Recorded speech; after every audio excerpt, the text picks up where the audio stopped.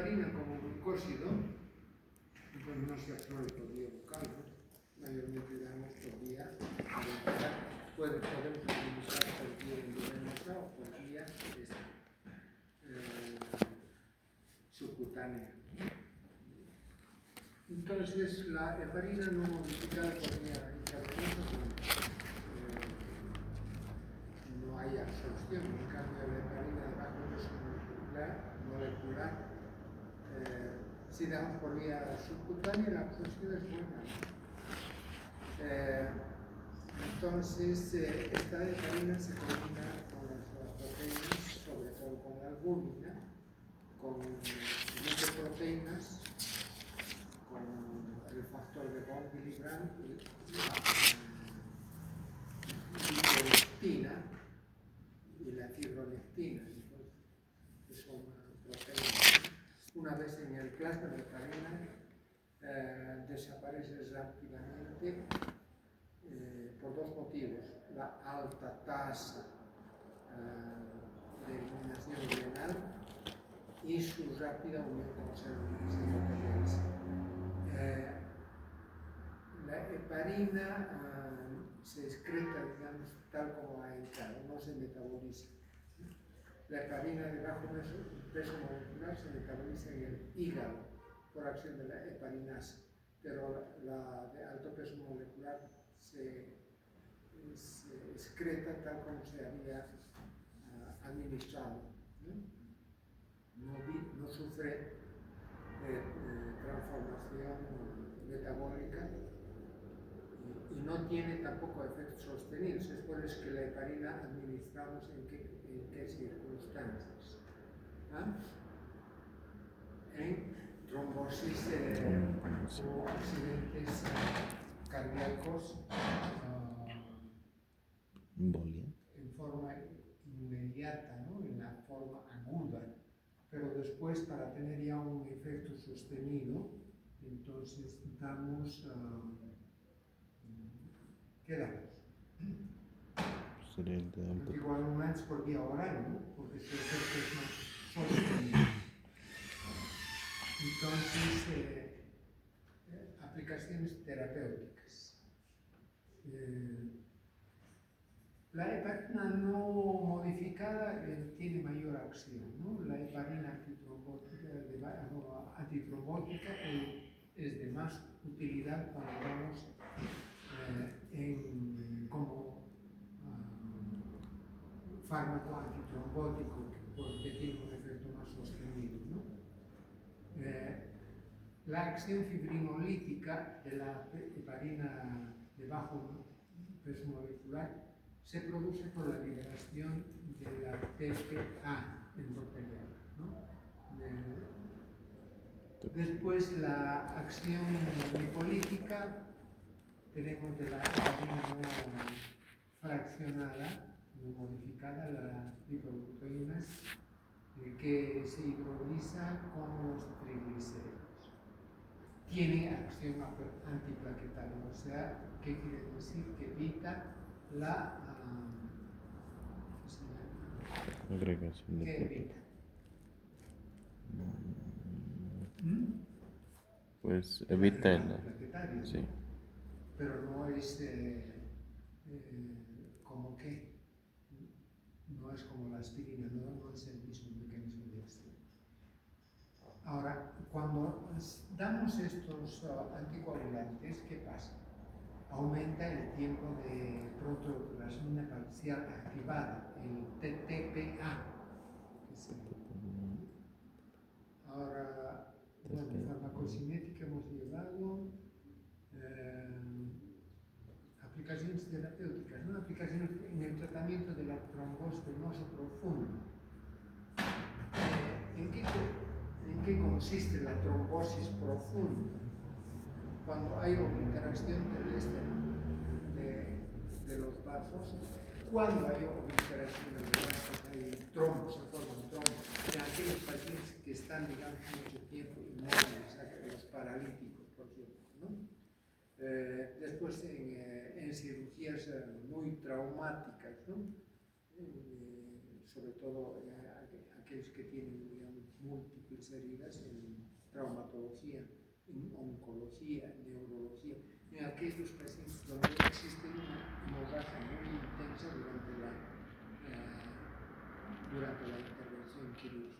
Si hay mucha hemorragia, entonces se activan los factores de coagulación, puede haber coágulos que circulen por los vasos, en esos casos para prevenir, digamos, este tipo de accidentes podemos dar, digamos, estos anticoagulantes, o sea, la heparina. ¿Cuánto damos?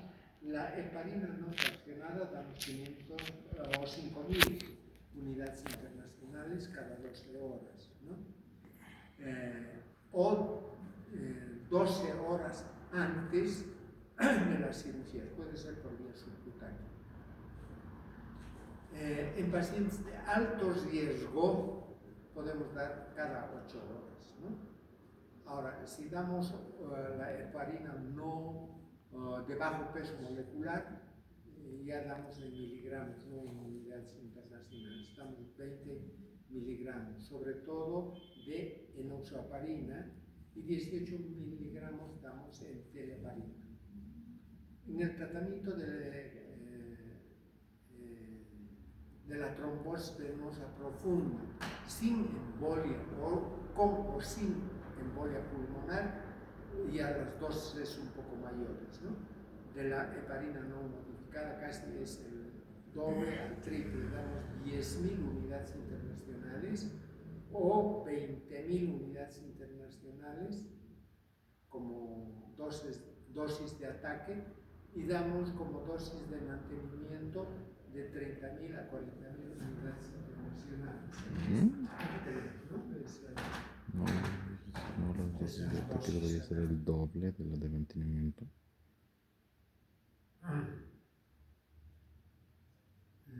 La heparina calcical podemos dar 2.850 unidades que vienen en mililitros. Cada mililitro contiene 2.000.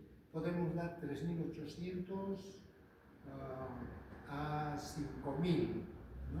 O sea, podemos dar 4 mililitros, podemos dar 7 mililitros, 6 mililitros.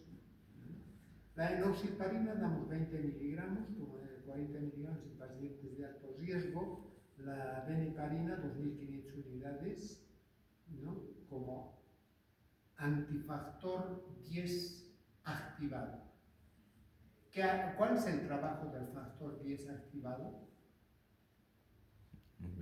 9, 10. ¿Cuál sería el trabajo?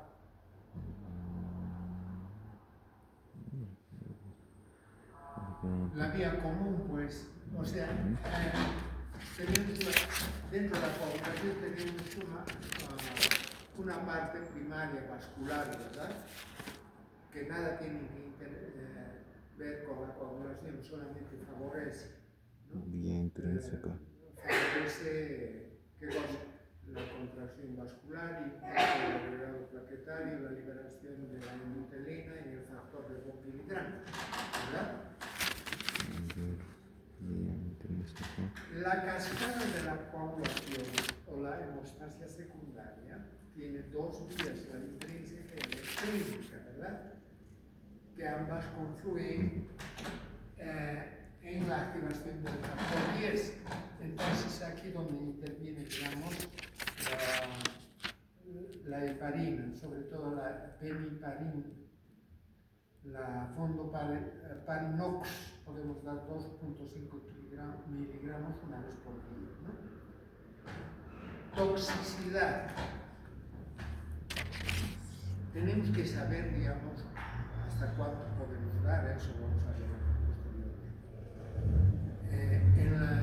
En la profilaxis de las embolias cardíacas, existe, en una embolia cardíaca hay alteración del electrocardiograma, ¿no? Se modifica en el segmento ST, que significa que existe un poco de anoxia, ¿no? Y entonces en el infarto hay alteración desde el segmento Q. Existe una disminución de la altura más o menos a nivel de la línea isoeléctrica, y esto se amplía más, o sea, el corazón no funciona bien, ¿no? El infarto de miocardio y todas esas cosas. Ahora, otras indicaciones, ¿cuáles serían? La fibrilación auricular con presencia de émbolos, ¿no?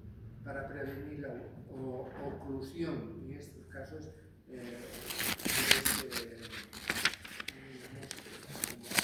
preventiva, ¿no?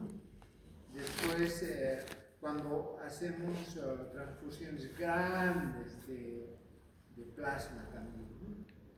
Entonces, o hemodiálisis. En las hemodiálisis, ¿qué pasa con las hemodiálisis? Se saca sangre por una cánula de un vaso importante. Puede ser a nivel inguinal, a nivel cervical. Entonces va a una máquina y vuelve al organismo, ¿no? Ya con la sangre purificada, porque como el riñón no funciona, entonces esto se lo hace artificialmente.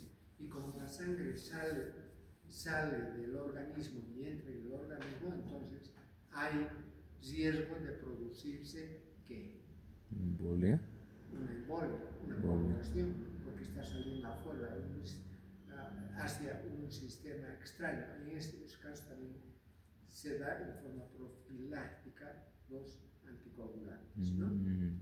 Después, en pacientes que están contraindicados con los anticoagulantes están contraindicados en pacientes embarazadas, ¿no? Y sobre todo a término del embarazo, por tener peligro de hemorragias, ¿no? Las dosis ya les he indicado, cuáles son las dosis, positivo. Después, bueno, ¿cuál sería la toxicidad de estos fármacos? ¿Cómo sería la toxicidad? ¿Ah? ¿Cómo sería?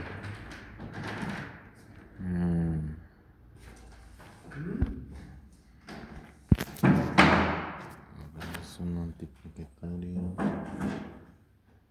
¿Cómo sería la toxicidad de esta? Hay toxicidad. Hemorragias espontáneas, ¿no? ¿Eso es toxicidad? Sobre todo en los órganos más delicados, riñón, pulmón, ¿no? Gástrico, ¿sabes? Si se tiene, digamos, una ulcerita pequeña y puede producir incluso hemorragias espontáneas, ¿no? Estas hemorragias espontáneas, por hemorragia y por acción de la heparina, puede producirse eliminación de calcio y por tanto puede producir osteoporosis. ¿Ya? Bien. Después puede producir trombocitopenia leve, ¿no? Se produce en un muy bajo porcentaje, del 5% de los pacientes. ¿Cuándo se indica una trombocitopenia?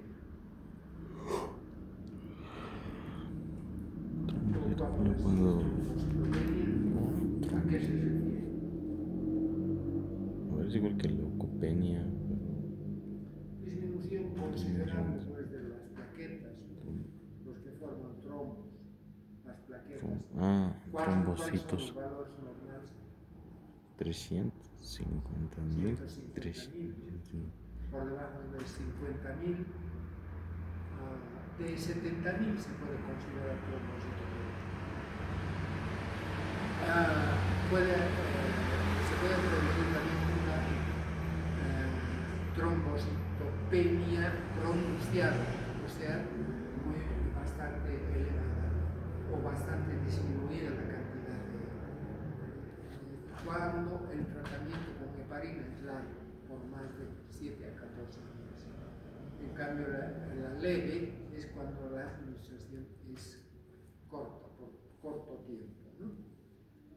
Entonces, en estos casos se puede producir, estamos diciendo que estos fármacos nos van a producir una inhibición de los trombos. Pero en estos casos puede producir trombos cuando se da en forma, digamos, larga, pero no de glóbulos rojos, no de los hematíes, sino de coágulos blancos. Entonces puede producir acciones trombóticas, ¿no? Y provocar infarto, accidentes cerebrovasculares. Incluso si es a nivel de los miembros, se puede producir amputación. En caso de pacientes con antecedentes de trombocitopenia, entonces tenemos que dar antiagregantes plaquetarios, cambiar heparina de bajo peso molecular por heparina no fraccionada. Ya es menos probable que produzca trombocitopenia. La heparina de bajo peso molecular va a ser la que va a producir trombocitopenia. En cambio, la heparina no fraccionada, menos, ¿no? El fondo Parinux está exento de esta complicación. O sea, no produce. ¿Qué no produce? Trombocitopenia.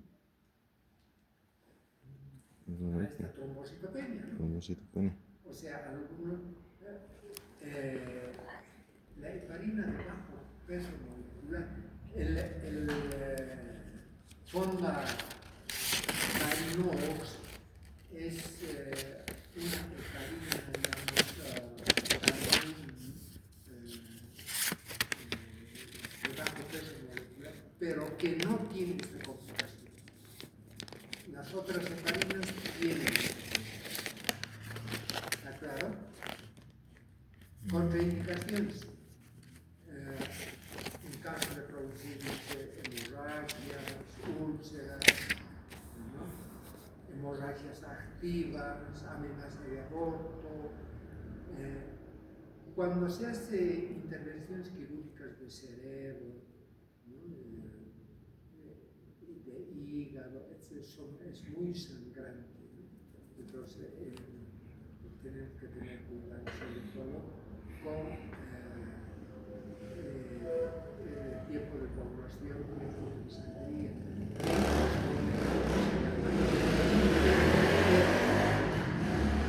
El INR no puede estar, digamos, muy alto.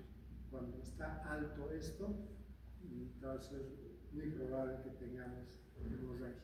Más o menos el INR para hacer una intervención quirúrgica tiene que ser ¿de cuánto? De 2 a 3, ¿no? Bien.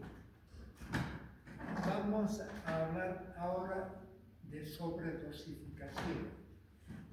La sobredosificación es accidental, puede irsenos la mano, ¿no? En esta, bueno, a nosotros no tanto, sino a los médicos tratantes, sobre todo a los cirujanos, o a los que atienden, ¿qué cosa? A los que atienden medicina crítica, ¿no? Entonces puede haber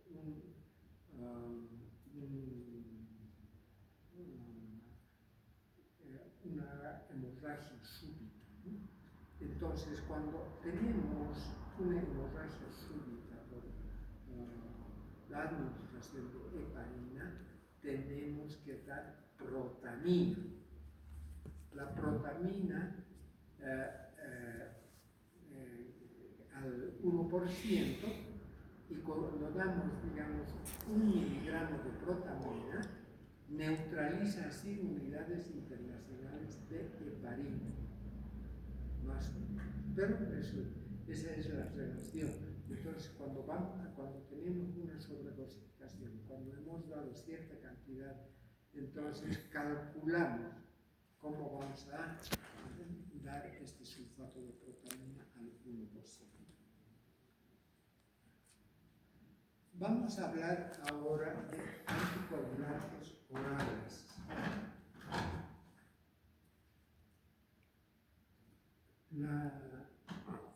Las cumarinas, las origen químico. Bueno, estos fármacos se obtuvo inicialmente de dónde? Se obtuvo inicialmente en trébol dulce, ¿no? Y se observó, digamos, que cuando el ganado comía mucho de este trébol dulce, entonces tenía hemorragias espontáneas y moría por hemorragia. Entonces, esta observación hizo de que se analizara, digamos, el trébol dulce, de donde se obtuvo las cumarinas, ¿no? Que son anticoagulantes de tipo oral, o sea, que nosotros debemos dar ¿Con la boca? debemos dar después de un tratamiento con heparina de 24 horas a 48 horas, debemos continuar con anticoagulantes por vía oral, ¿no? Entonces, esto se conocía también con el nombre de enfermedad del trébol, ¿no? Entonces, ahí ya se identificó a las cumarinas. Las cumarinas actúan como antivitamina K, ¿no? A diferencia de la heparina, que va directamente a los factores de la coagulación. ¿Cuál es el papel de la vitamina K en la coagulación? Eso muchas veces les he hecho preguntas en los exámenes. ¿Cuál es el papel de las cumarinas o de la vitamina K en la coagulación? ¿Cuál es el papel? Ninguno. No tiene ningún papel en la cascada de agua. No hay vitamina K. Lo que hay sí son los productos de la vitamina K. ¿Cuáles son estos productos? Los factores de coagulación. Cuando se tiene insuficiencia hepática, cirrosis o obstrucciones biliares, tenemos déficit de vitamina K, y al tener déficit de vitamina K no se tienen los factores de coagulación imprescindibles no sé, que son, digamos, el 2, 7, 10, formados a partir de la vitamina 2, 7, K. ¿Cuáles son esos factores? El 2, 7, 9, 10. ¿Qué entonces se les administra vitamina K a los recién nacidos? ¿Ah? ¿Por qué les administra vitamina K a los recién nacidos? Porque tienen pues deficiencia de vitamina K y pueden tener hemorragias. La vitamina K es una vitamina ampliamente, digamos, es abundante, sobre todo en las verduras, ¿no? Plátano. Entonces, cuando los niños recién nacen con cierto grado de avitaminosis K, porque para tener esa vitamina K se necesita sales biliares. Entonces, es necesario alimentar vitamina K, pero no porque el niño esté con hemorragia, sino que de por sí tiene avitaminosis K. ¿Te han dado a vos vitamina K después que tu hijo nació? No. En algún caso sí dan, ¿no? En el segundo sí me dan. En el segundo internado. Bueno, entonces la vitamina K es precursor de factores de la coagulación. Cuando está actuando las cumarinas, necesita un periodo de ¿qué? Más o menos, casi como periodo de incubación. ¿Por qué tiene este periodo de incubación? Son Porque, profármacos. digamos, estas cumarinas actúan inhibiendo la acción de la vitamina K. Entonces, nosotros cuando damos estos anticoagulantes, todavía se tiene vitamina K. Entonces, por eso tarda de 48 a 72 horas recién va a actuar. Estas cumarinas se clasifican en dos grupos, que son uno, los cumarínicos y las hidaldionas. Los cumarínicos son la warfarina, el dicumarol y el acenocumarol. Las hidaldionas tenemos la fenandiona, anisindiona y la difenandiona. Entonces, pero las que más utilizamos son las cumarinas, que corresponden al dicumarol, acenocumarol y la warfarina. Farmacocinética o farmacodinamia, mejor dicho. Estos se comportan como antivitamina K, impidiendo los efectos hepáticos o la formación a nivel del hígado de la vitamina K. La vitamina K permite la activación de los factores 2, 7, 9 y 10, ¿no? Que se forman en el hígado. Esta vitamina K se forma a partir del ácido glutámico por carboxilación, en la que interviene el ácido gamma carboxiglutamato. Entonces, acá tenemos en este cuadro, es en el hígado, esto es el ácido glutámico, se produce la carboxilación y después interviene en este proceso la unión con oxígeno y calcio que van a constituir los fosfolípidos. Entonces, esa es, digamos, la vitamina K y de dónde proviene. Entonces, en concreto, estos coagulantes orales van a inhibir las enzimas epoxidasas y reductasas, de forma que van a impedir la acción de los factores 7, 9 y 10, empezando desde el 2, ¿no? 2, 7, 9 y 10, transformándolos a estos en factores de la coagulación no funcionales, o sea que no tienen ya, no actúan ya. Farmacodinamia: administramos estos fármacos por vía bucal, se absorben perfectamente. Tienen un periodo de latencia o incubación, lo que les decía hace rato, de 12 a 48 horas. ¿No? ¿Esto por qué? Porque se tienen todavía factores de coagulación, pero eso no quiere decir que ya estén actuando. Entonces, tienen un efecto máximo a las 6 horas para la warfarina y 2 horas para la acenocumarol, ¿no? Entonces, ¿esto a qué se debe? Yo ya les he dicho. Uno, para que alcancen las concentraciones adecuadas, y otro porque se tiene todavía en el organismo los factores de la coagulación. Esto hace que actúen estos anticoagulantes en diferente forma, ¿no? Para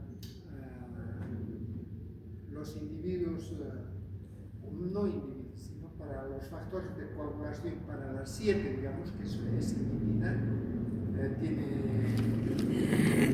6 horas, para el factor 9, 48 horas, y 60 horas para el factor 9. ¿No? 10. Una vez en el plasma se combinan con las proteínas en 10%, se metabolizan en el hígado por hidroxilación, sin actividad, ya se hidroxila y ya no tiene actividad anticoagulante y se elimina por vía renal. Tienen una vida media de 7 horas, ¿no? El acenocumarol, y de 30 a 40 horas para la warfarina. Tiene una acción un poco más sostenida. Después, el acenocumarol puede tener una acción anticoagulante hasta de 2 días y para la warfarina de 4 a 5 días. Puede ser después de la última administración. Es por eso que es muy importante, digamos, estos anticoagulantes por la warfarina, sobre todo porque tiene un poco más de acción retardada. Aplicaciones terapéuticas. El tratamiento de la trombosis pulmonar profunda y para la heparina en la embolia pulmonar, ¿no? Después en la prevención, digamos, de embolias en cirugías cerebrales o muy hemorrágicas en pacientes, digamos, postrados. Entonces podemos dar estos fármacos, ¿no? Podemos dar de la warfarina es 4 miligramos, del acenocumarol 4 miligramos, el bicumarol 300 miligramos. Esas son las dosis que podemos administrar. Ahora, hace rato les dije que hay que tomar en cuenta el INR, ¿no? El INR por encima de 5 es impracticable en cualquier cirugía. Entonces, se tiene que más o menos tener un tiempo de coagulación, sangría, de protrombina, entonces esas cosas que son el INR, el tiempo de sangría, de 2 a 3.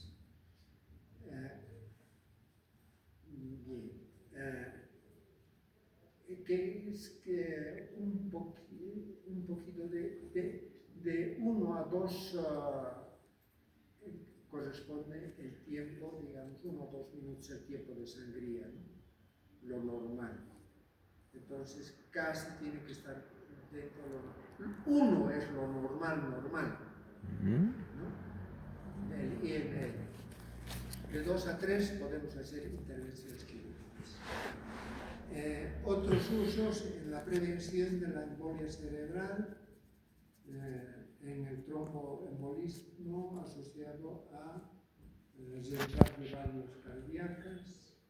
O sea, todos los que tienen válvulas mecánicas tienen que tomar o prótesis de rodilla, prótesis de cadera, son elementos extraños que van a desencadenar por activación del factor 12, van a producir embolias, ¿no?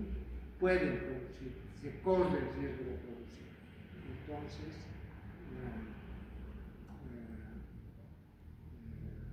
en la prevención de eso damos estos medicamentos, ¿no? Sobre todo en la profilaxis. O sea, cuando se tiene un accidente, digamos, cardíaco cerebral, entonces damos puro anticoagulantes todos los días para prevenir, ¿no?, las complicaciones tromboembólicas asociadas a la fibrilación auricular.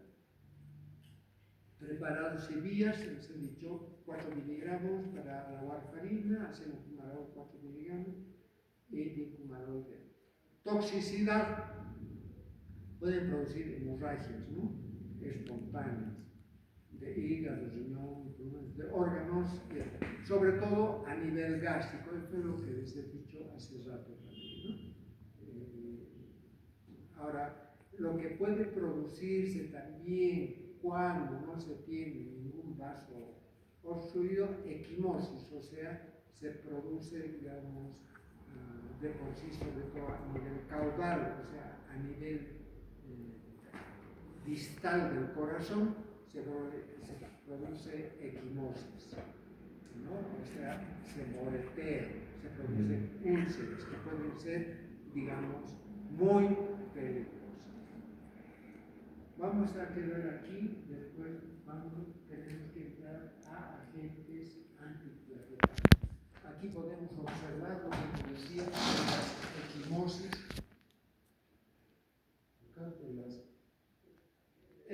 La mano es, digamos, lo más caudado, úlceras a nivel de los pies sobre todo, ¿no? Bien, quedaremos acá. El miércoles no hay clases, ¿no?